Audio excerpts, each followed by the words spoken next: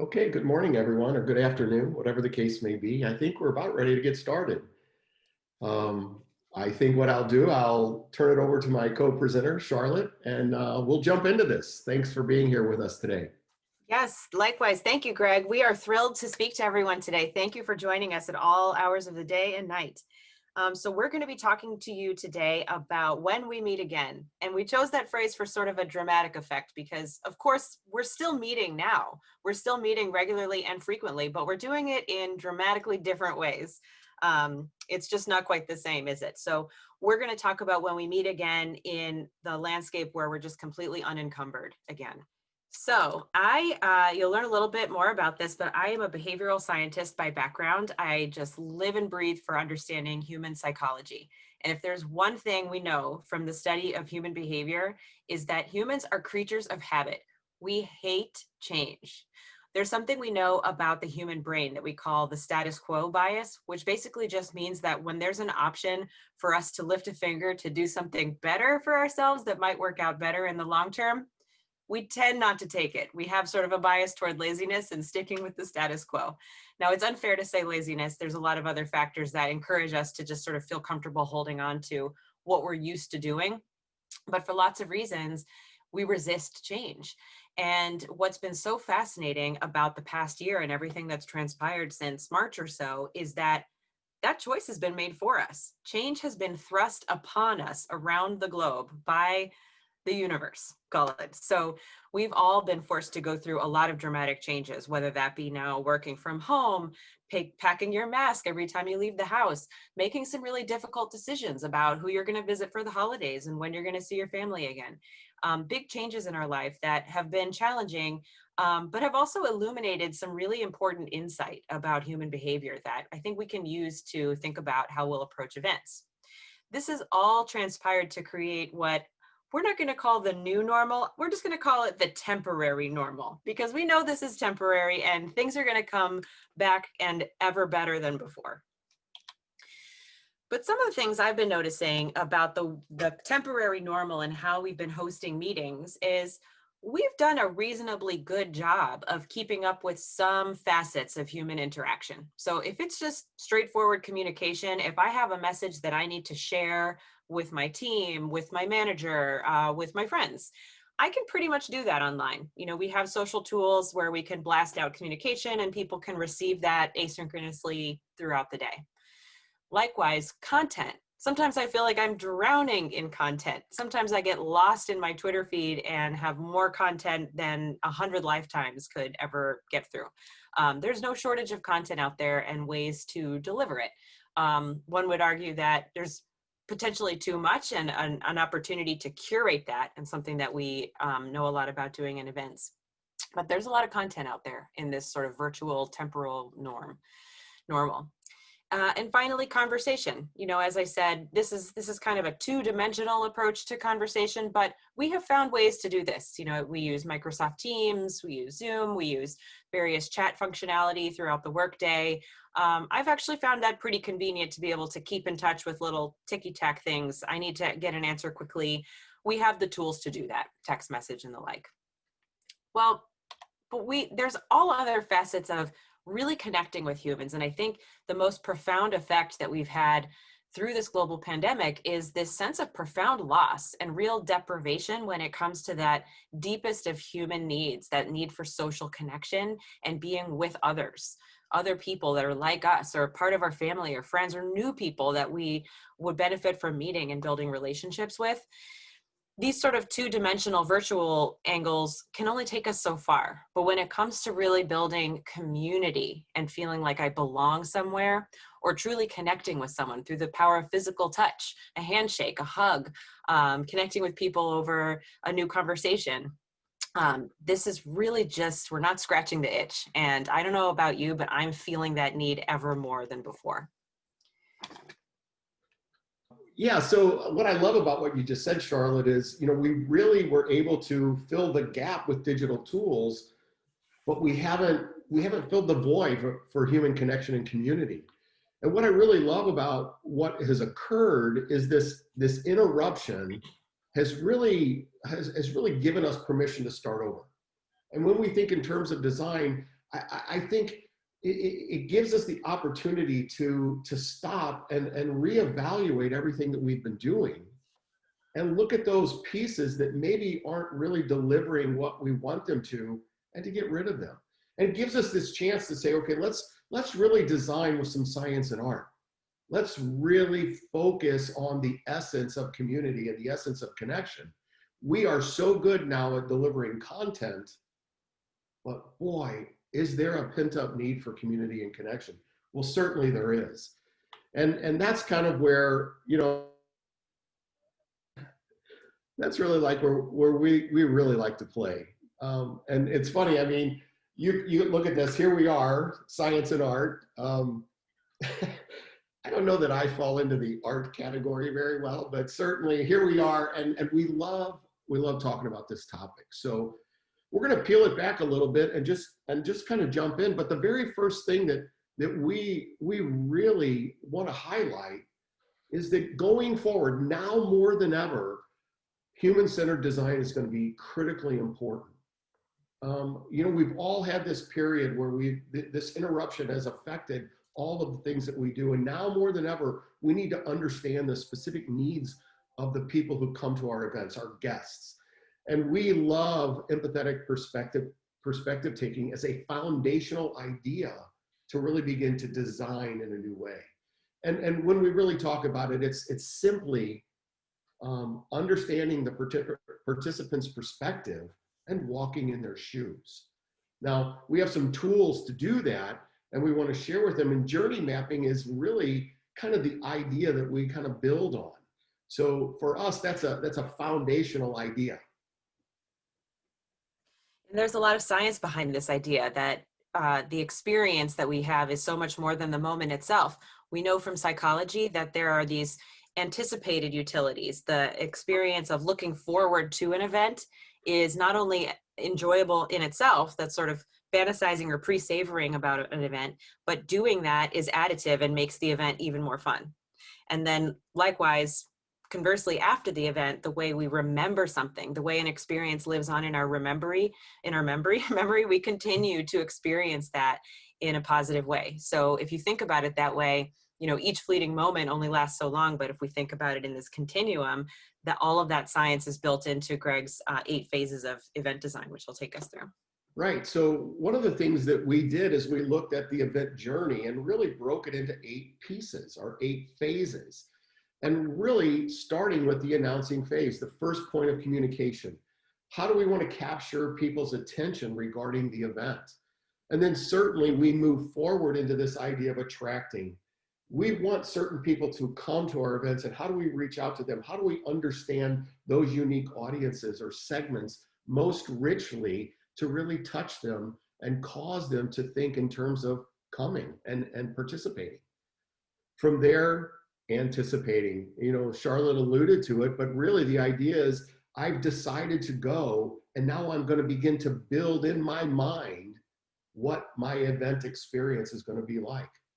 From there, traveling to the destination, whether that's through air, car, train, bicycle, it really doesn't matter. That's the process of getting from point A to the event destination.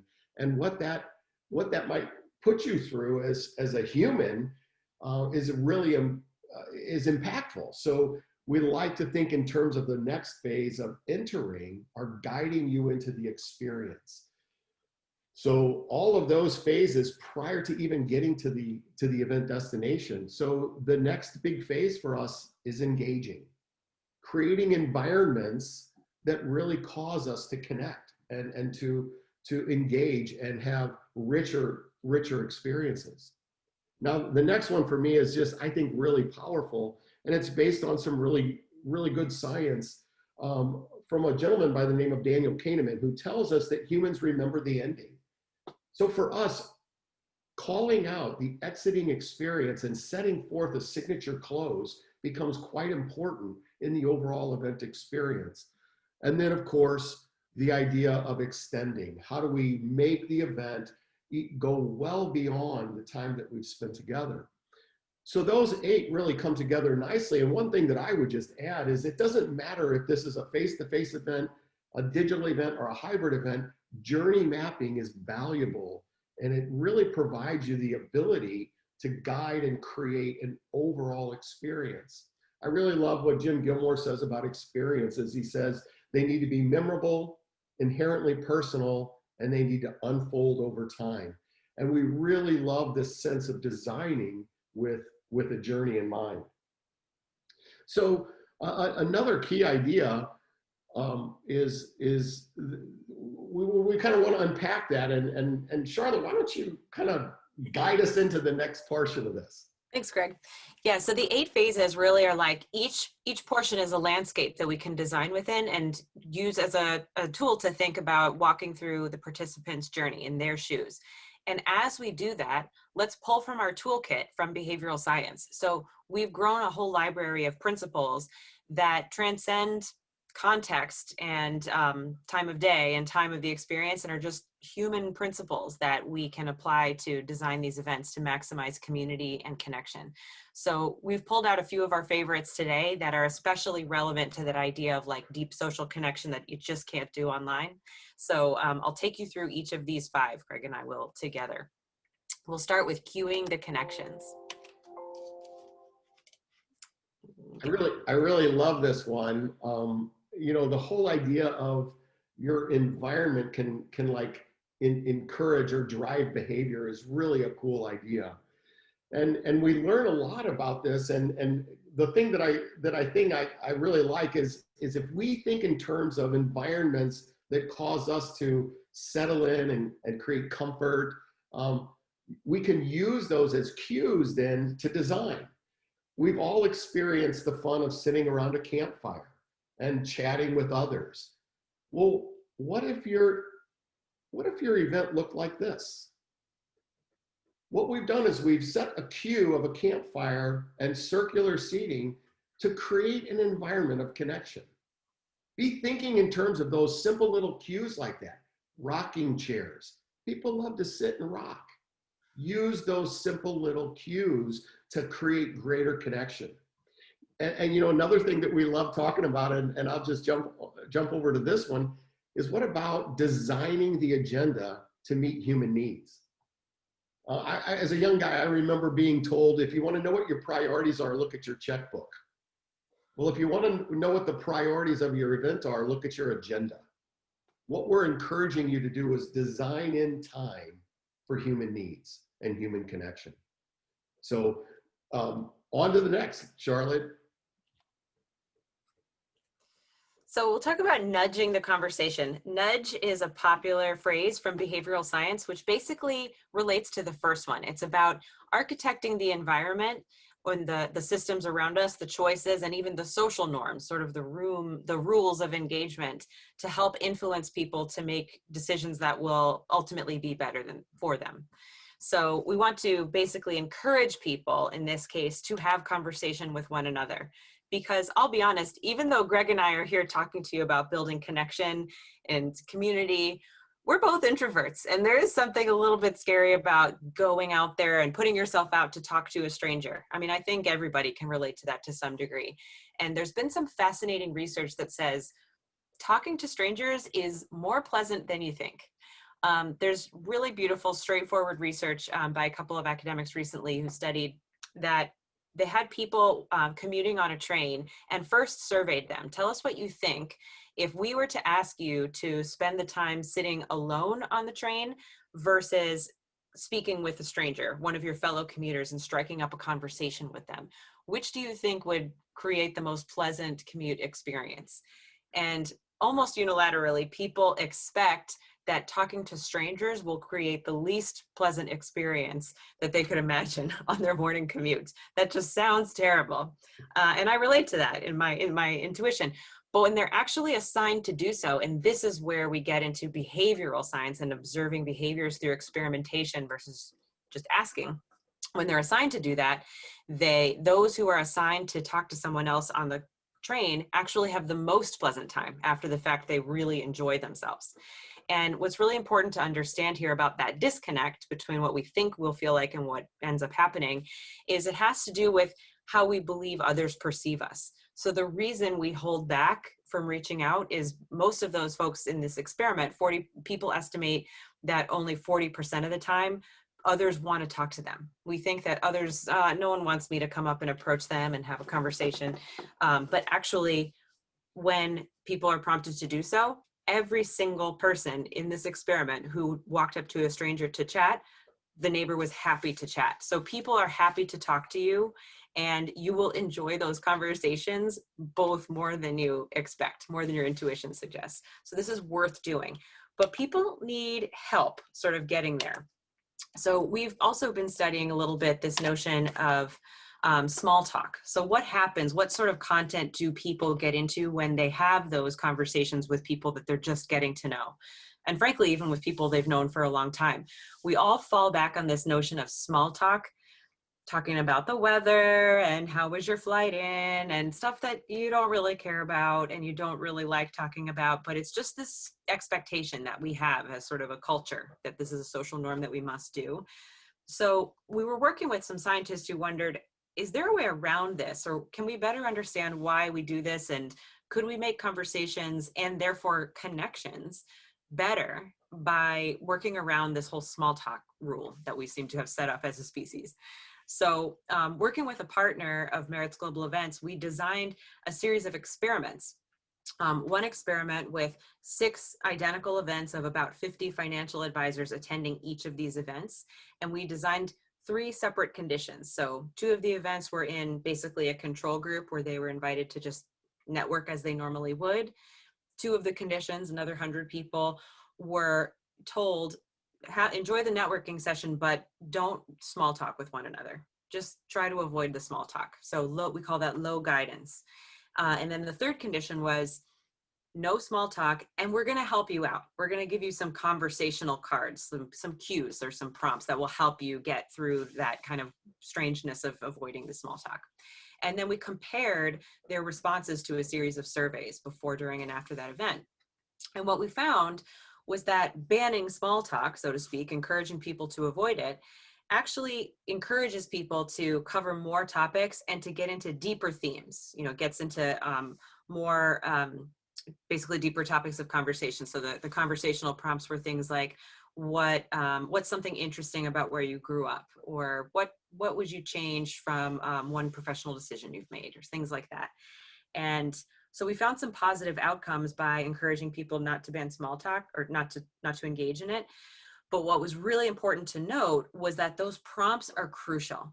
So that low guidance condition, where you're telling people to avoid the small talk, but you're not telling them what to do instead, makes people uncomfortable, because as a social species, we rely on certain norms of just kind of the unspoken rules of how we engage with one another. And it's very strange to have those rules taken away without others given in place.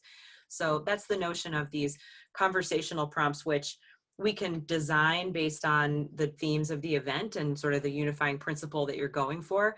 But what an opportunity to just say, you don't need to do that here. We have limited, precious time. Let's get to the good stuff and really get to know each other. Here's a fun example. I was at a conference once where we noticed another strange social norm that happens at networking events are these tight little conversational pods. So when you have a big open networking space, people go up to the buffet, they get their drink, they come back, and they start to form these little groups of 4 to 10, or they're like tight. And you might be there alone and you want to get in on a conversation, but you don't know how. It's just incredibly awkward to feel like you're butting in or inserting yourself into one of these conversations. So how do you do that? Well, a group of scientists noticed that problem and said, let's just make it official. Let's create a new norm, a new rule for this social group, for this setting. They got up on stage and they had everybody suggest, what's the code word of the day? Anybody Pee-wee's Playhouse fans, like, what's the word of the day? And people suggested a couple funny words and everyone voted, and the winner was banana.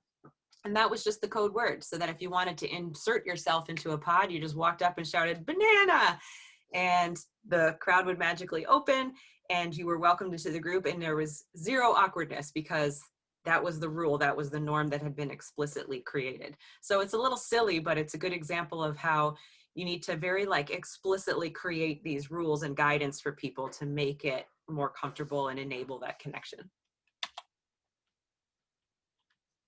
So moving on into our third favorite principle here is encouraging generosity.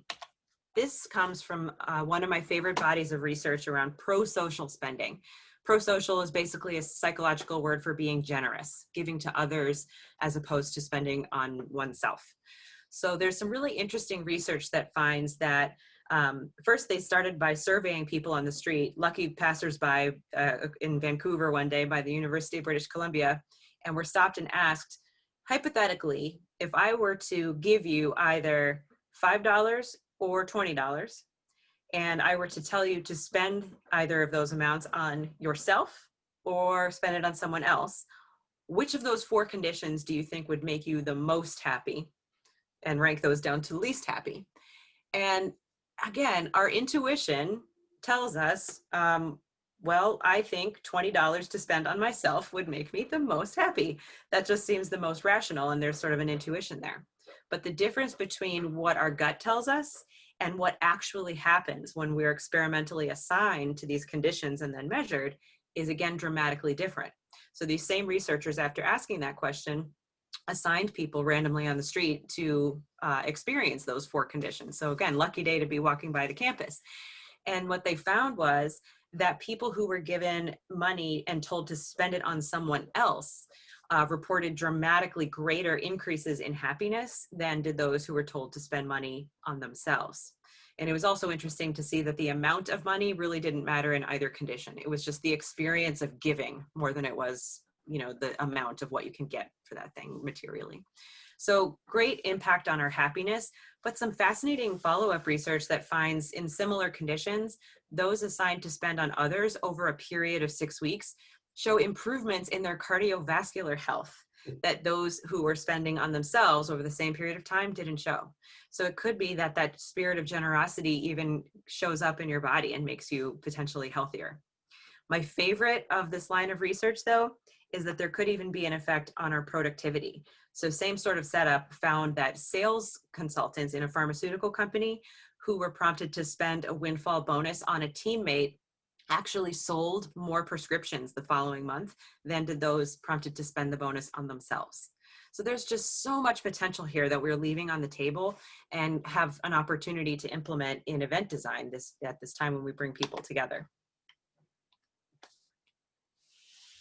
So one of my favorite examples of how I've seen Merit's Global Events implement this with a partner was turning the gift wall into a giving wall. So I'm sure many of you are familiar, especially from some of the more exclusive sales incentive trips where you have these really high-powered salespeople winning these incredible experiences. They get to go up and choose from a luxury wall of gifts to bring home for themselves. Well, this particular client, it was really important to them that they communicate the values of the organization through this particular event and make it so that, sure, sales performance is just table stakes. You have to hit a certain target to even be invited to the event. But really, to make it to this event, you need to do other behaviors that really embody the values of the company, the spirit of generosity being one of them. And so what they did to cue that, coming back to the design process, was when those salespeople showed up to that gift wall, instead of taking something home for themselves, they were instructed to choose something which would be personalized for someone back home at the office, someone in the support staff who helped them get to where they are today. So it was turning that gift wall into something to give to others, which we expect probably had some positive effects on those attendees, more so than just another thing to take home. There's so much interesting science and ideas out there, art and science, on giving and gifts. And just there's a lot of potential there. So we recommend this book, Giftology by John Ruhlin. Easy read, lots of fun ideas. Go pick it up. We could talk about giving all day, but we've only got a few minutes. So moving on to another favorite design principle from behavioral science, and that's building the tribe. So we can't talk about building community without really getting into this notion of our tribal nature as a species. My favorite psychology study potentially in the world, I just think this one is so fascinating, involves soccer fans. So if any of you out there are football supporters, I know this is a global audience, I'll use the proper term. So this group of researchers recruited some Manchester United fans who were self-described rabid fans of Manchester United. He invited them into the lab and had them go through an exercise where they wrote a brief essay and sort of really ruminated on what is it like to me to be a Manchester United fan, really kind of simmer in that identity as a Man United supporter, write that out. And then they're told, okay, now we're going to walk you to the other side of campus for the next part of the study. But this is sort of a trick. So what they're really studying secretly is something that happens along the way as these fans are walking across campus. So as they're walking, there's a decoy. Someone walking in their path trips and falls and spills his box of stuff on the ground. And the researchers are paying close attention to whether and to what extent these United supporters stop and help that person. Do they stop on the path and help him gather up his things and make sure he's okay? And the answer to that question depends dramatically on what sort of t-shirt that decoy is wearing. If he's wearing a Man United shirt, they all stop and help him. If he's wearing a generic white t-shirt, it's hit or miss. Guess what's happening if he wears a Liverpool jersey? They basically kick him while he's down and step over him, right? That is the ultimate enemy. That's the outsider. That's us versus them in the quintessential example. So that's kind of sad. I mean, you can see the metaphor there for like our political climate or other examples of like our tribal species on display. But the great thing about this study is that was only the first kind of iteration. Then they redo the whole entire study exactly the same way, but a new group of Manchester United supporters. But when they're in that first lab setting, when they're prompted to ruminate on their experience of being a fan and writing that essay, instead of writing about being a Manchester United fan, they're writing about being a football supporter. So what does the world's beautiful game mean to me? What are my memories of being a football supporter, a soccer fan? And they expanded that frame of mind that they're in for that tribal identity. Repeat the whole experiment, see the guy trip and fall. Now, regardless of his shirt, Man United, Liverpool, any other football club, plain t-shirt, now they're much more likely to help him because they see him as one of them and as an insider because their frame of reference is much more broad in terms of people who generally like the sport of soccer. So great lessons there, I think, when we have this great opportunity to invest in designing and creating an experience that's collective at an event. What's that frame of reference? And let's be sure to be inclusive of everyone we want to feel is part of that tribe. Greg, take us home. Thanks, Charlotte. That's such great stuff. And so our last one, schedule time for togetherness. No surprises. We've all been at a deficit of human connection, and I just, we kind of alluded to it with the agenda, but I mean, really designing in times to be together and beyond just simple sessions, but the idea of shared time together, running, cooking classes, a variety of experiences that allow us to share time together. I really want to challenge us in our thinking too, as we move back into face-to-face events, the difference between membership and belonging. There's a big difference. A membership is a transaction, but belonging is all about feeling welcomed and being accepted. How do we create that environment? I love that research, Charlotte, because you think about your own single event, and if you could craft what it means to be a member or to belong to this organization, and how that might create greater inclusiveness if we raise the perspective of here we are all together. But I really love this idea, and as you go forward, really think in terms of belonging. How can we welcome people, and how can we accept to create that sense of belonging? Yeah. Togetherness is the point. If we've learned nothing else from this global pandemic, is we are happier spending time with others than we are spending time alone. So I hope you're all finding ways to do that. And we are so eager to dial that up in the future. bonus science when it comes to being together. We have some preliminary research in this space, but this is something that we're very interested in exploring further. If anyone's interested in partnering up on some field research, let us know. But we did some preliminary research last year, which found that participants who were assigned to spend social time together working on a volunteer activity that was had a purpose of helping others in the community, we compared their outcomes in a survey to the people at the same event who spent social time just helping each other out with their careers. So it felt similar, but the outcome was focused either on others in the community or on basically me and ourselves. And we found that some initial potential evidence that those in the volunteer condition reported finding greater connections with one another, making more friends and more lasting relationships, which is a really important finding, that there's really, again, this sort of win-win model of like giving to others gives to us as well. So if we can do it together and we can do it for others, that's community and connection to me. Boom. So there you go. There's our 5. Have a great weekend and design for people.